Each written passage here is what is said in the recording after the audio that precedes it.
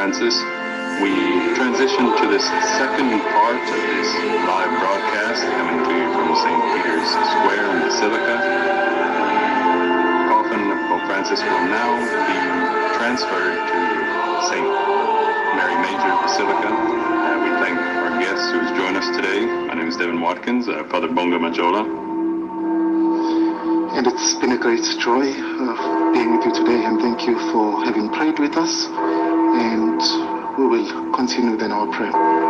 Thank you.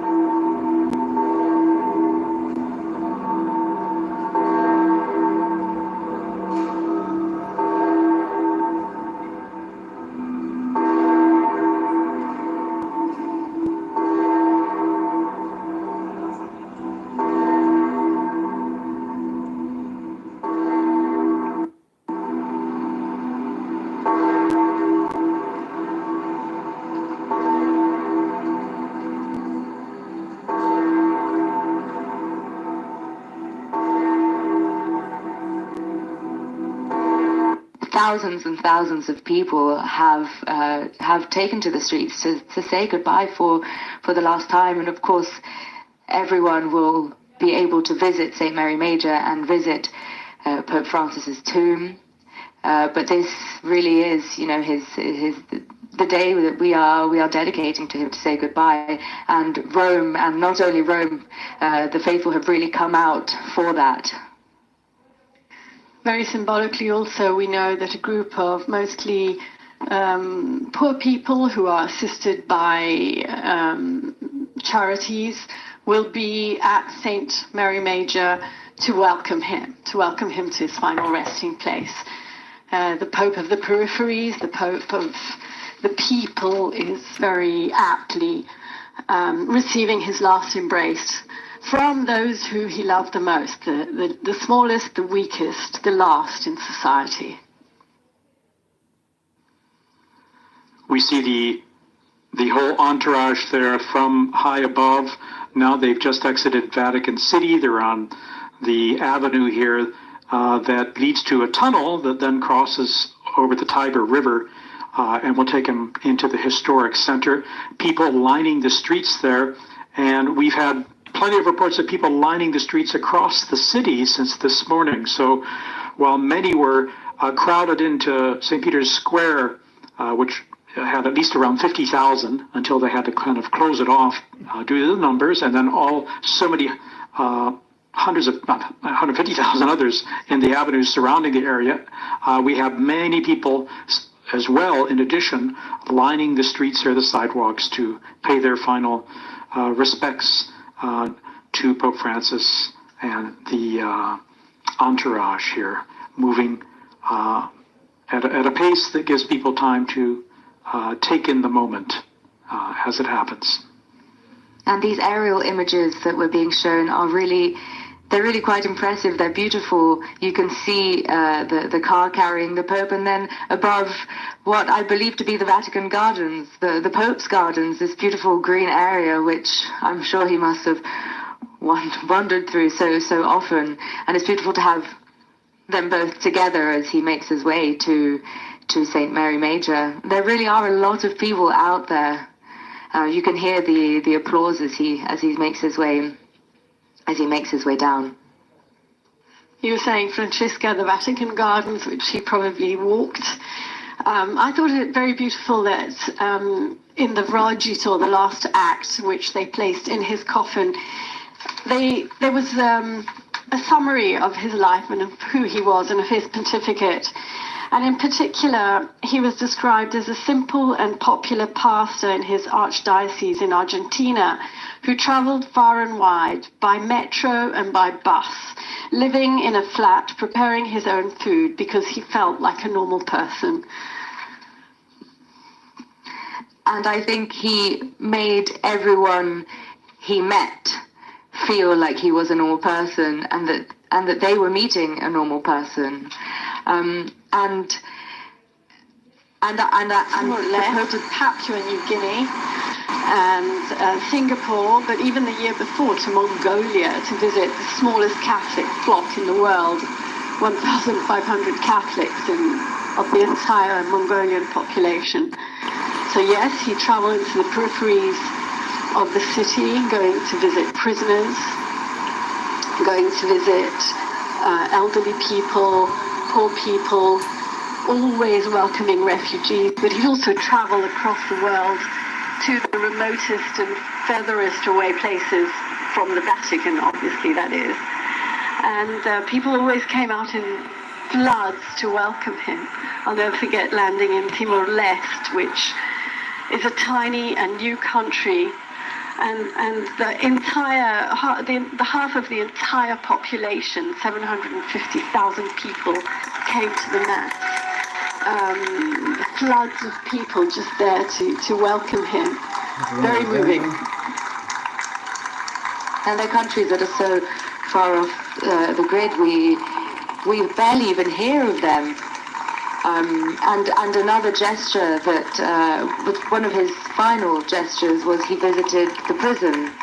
He went to Regina Coeli, I believe, which is a prison in the Trastevere area of Rome, not too far from the Vatican. And it's a symbolic gesture that he does every year at Easter. And of course, with him having been unwell, we weren't sure whether he would have done, and the fact that he did meant so much to prisoners worldwide, but all marginalized people.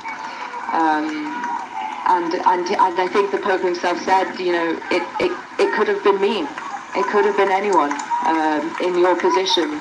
And that awareness that he had and that he transmitted to the people who were suffering the most, I think is one of the greatest legacies that he could be leaving behind.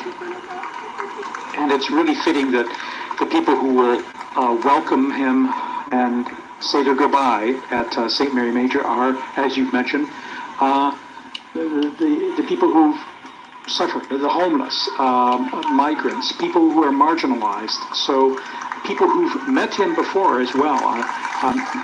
We've been told around 40 of them will be there. There might be more or less, but some of them have actually met Pope Francis.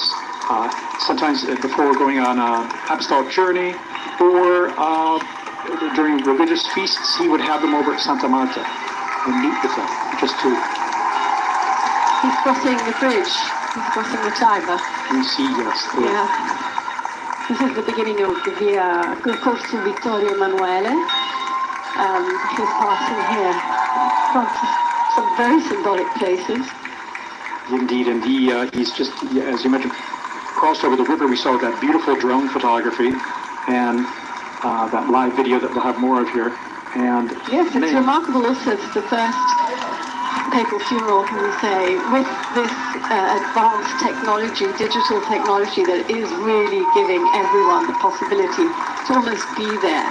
Indeed, for our television viewers, they're seeing an incredible view, bird's eye view, literally of what's happening, and it gives you a sense of context in a way that's revolutionary, I would say. We have, of course, a vehicle preceding the entourage, or the procession, and you can see all the crowds of people on either side of the street as they wave there. And again, it's particularly poignant and touching that, again, he'll be welcomed by the people he's always reminded us not to forget, the ones who need our help, the homeless, migrants, and refugees. And I must say, in these days in which tributes have been pouring in, again and again I've been hearing he was a voice for those who had no voice. So hopefully that voice will continue to resonate. Well, right until the very end, his final appearance on Easter Sunday, he dedicated his words, his ultimos blessing, which someone else read for him, but he dedicated it to the people suffering war, and he has always been a voice for the people in countries where everything is being destroyed by arms. Pope Francis has been number one advocate for disarmament. He's been the number one advocate for solutions to be reached, for diplomatic talks to take place. He has reiterated every time he made an appeal that war is a defeat. It's become a slogan. You have read so often for him at the general audience, which was always an occasion for him to reiterate this appeal. And Francesca, you wrote that lovely farewell that we published on the web about the Pope of Peace, which particularly, I think, resonated with you. I have to say that one of the things I learned reading at Pope Francis's audience is that his style of being closer to the people resonated in every aspect of his pontificate. So it was very clear when he said the words. And then in other smaller actions, it was clear to the people involved. And this is the case for the general audiences, because you may remember up until a few years ago, the readers at the general audiences were all Monsignori, religious consecrated men who work within the Vatican walls. And Pope Francis changed that. And the readers became people like me. I'm a woman, I'm not a religious, not a consecrated woman. And all of a sudden, that audience and that stage, which before saw only men, only consecrated men, saw people from all over the world, all different ages, all kinds of different accents, and it really represents the people in the square to whom you are transmitting the Pope's message. And I can only imagine that being one of the faithful in St. Peter's Square, which I have been on numerous occasions, even for audiences when other people are reading, it really builds that bridge. And that's just a very small gesture that people may not perhaps have even noticed, but to be involved and to be asked to participate in something like that, I mean, it's been a real honor reading for him at audiences.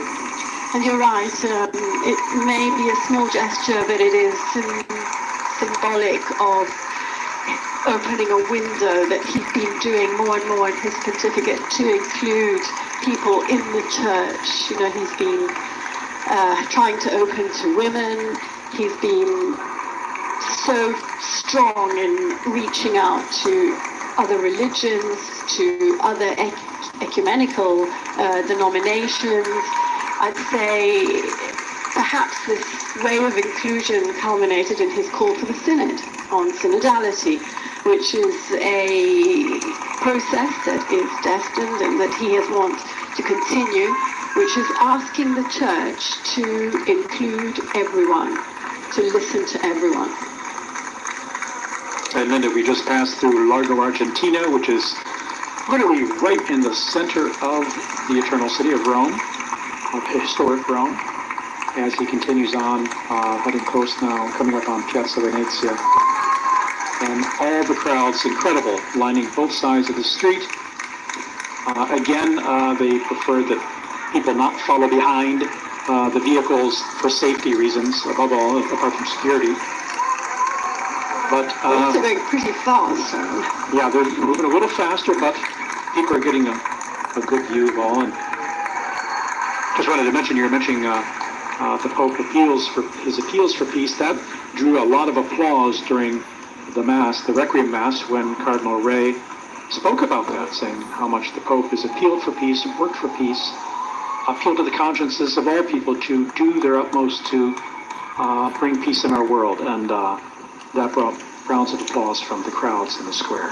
And I think it was also mentioned in the Ruggito that you mentioned earlier, Linda, the document that was written and sealed within the Pope's coffin. It was mentioned some of the countries that he has dedicated so much attention and care to, and I can't remember them all, but I know that one of them was Ukraine, another one was Palestine, Myanmar was mentioned, and it's true, these are all countries that when you think of Pope Francis and peace, you associate these countries to that. And now I'm saying we were talking about losing a voice for the forgotten. He was the only world leader who would never forget to mention ongoing conflicts that are completely out of the mainstream media. Myanmar, as you just mentioned, Sudan, the difficulties in South Sudan, Haiti, yes.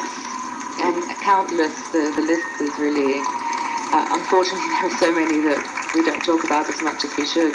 Here we are in Piazza Venezia. Piazza Venezia.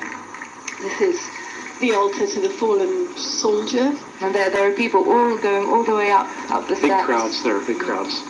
The larger area, open And air. now we're going to start going down what is personally one of my favorite places in Rome. It's the road that runs through the Roman Forum with Imperial Rome on both sides. There we've seen a lot of construction. They're extending the subway metro. line, hence all the construction equipment there. But can I say Rome is becoming more and more beautiful as works are ongoing to bring out its best, and there's so much that's layers and layers of history.